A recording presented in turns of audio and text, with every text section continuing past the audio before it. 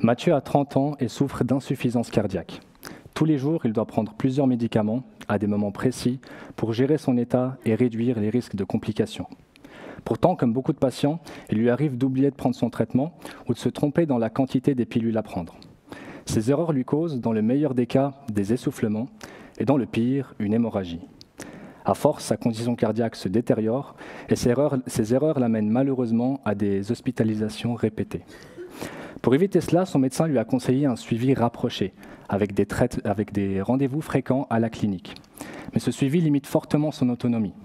Aller au travail, voyager ou simplement vivre sans cette peur constante du faux pas médical devient pour lui impossible.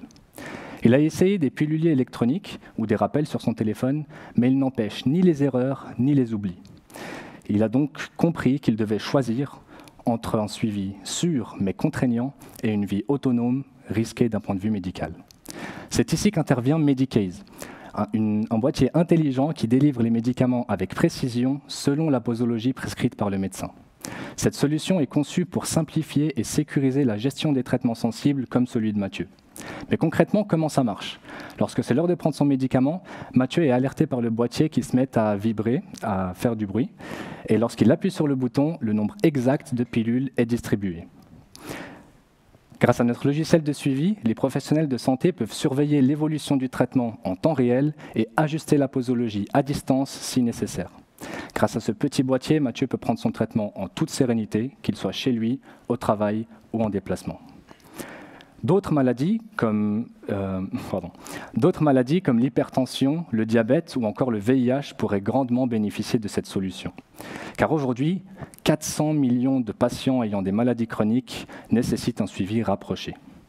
Notre modèle économique s'articule autour de la vente du boîtier, remboursé par l'assurance, et une licence annuelle pour l'utilisation du logiciel par les soignants. Nous collaborons étroitement avec le CHUV et Unisanté dans le cadre d'une étude préclinique et notre équipe est composée de 4 cofondateurs aux compétences complémentaires en management, stratégie et technologie. Je m'appelle Monsef Assa, ingénieur EPFL et mon but est de révolutionner la gestion des traitements sensibles pour redonner aux patients une vraie qualité de vie.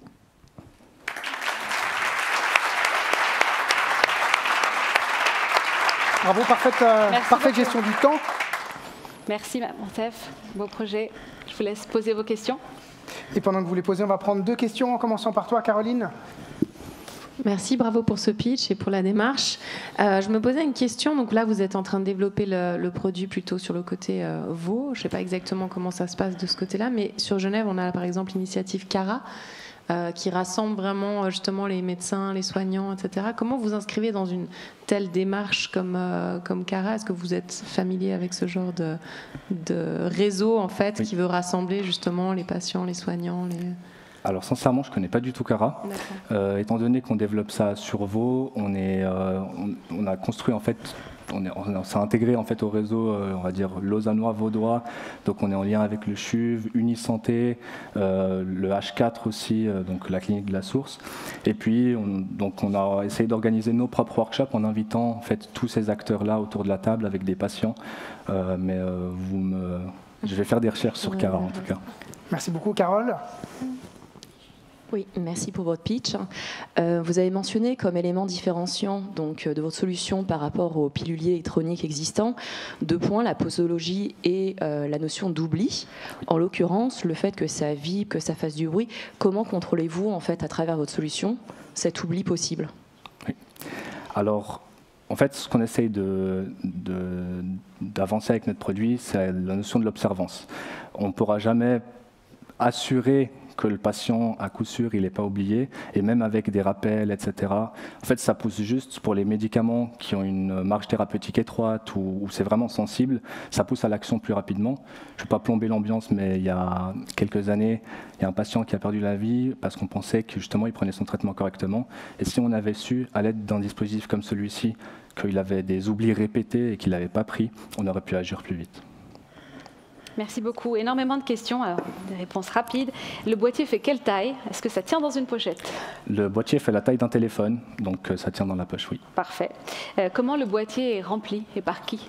Oui, alors Actuellement, ce qui se fait, c'est que le boîtier, donc les solutions existantes sont remplies par les pharmaciens ou les infirmiers, et nous, on s'inscrit complètement dans cette démarche, mais à terme, on vise en fait un envoi par poste des différents éléments qui constituent la boîte, donc ça pourra vraiment faire un grand pas dans l'autonomie du patient. D'accord. Tu peux répéter la différence entre ça et prendre des médicaments dans sa poche et mettre un rappel sur son téléphone? Oui, bien sûr.